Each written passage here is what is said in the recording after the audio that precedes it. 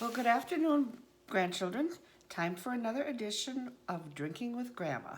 Grandma's just very unhappy today. It is so cold and wet and windy that I had to put on my winter garb once again. So here I am, but we'll just muddle through and do the best we can.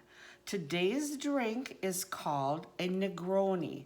It is quite simple because all the proportions are the same and there are three ingredients. This is for my daughter. That would be either your mother or your Aunt Liz, depending upon which grandchild is making me this drink.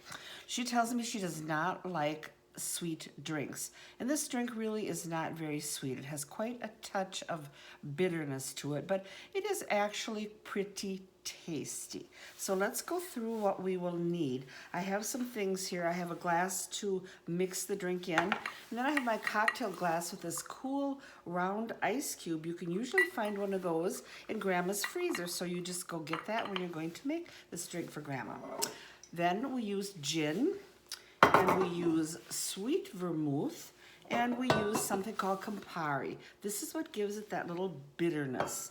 So let's go for it, okay? I don't like it quite as bitter, so it's supposed to be the same measurements, like 1, 1, 1, but I do maybe a slight bit less the Campari, but you can do whatever you want when it's for yourself. But grandchildren, you should not be drinking.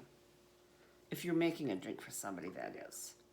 It's kind of pretty, you know, it's got a pretty pink color. So there's an ounce of the Campari. And let's just get gin. Grandma notices that her bottle of gin, even though it started out quite large, is getting pretty low. So I'll have to do something about that. And then it's an ounce of that. And then we've got our sweet vermouth. And so let's go in an ounce of that. So, see how simple it is? 1, 1, 1 equals 3. So, and then I just take and, you know, I've got my glass here with some ice. This is kind of just a mixing glass. I suppose you could put it in a cocktail shaker, but this is really a drink for stirring, not shaking. So let's just give that a stir for a while. Then what you're going to do is strain that into your cocktail glass that you use.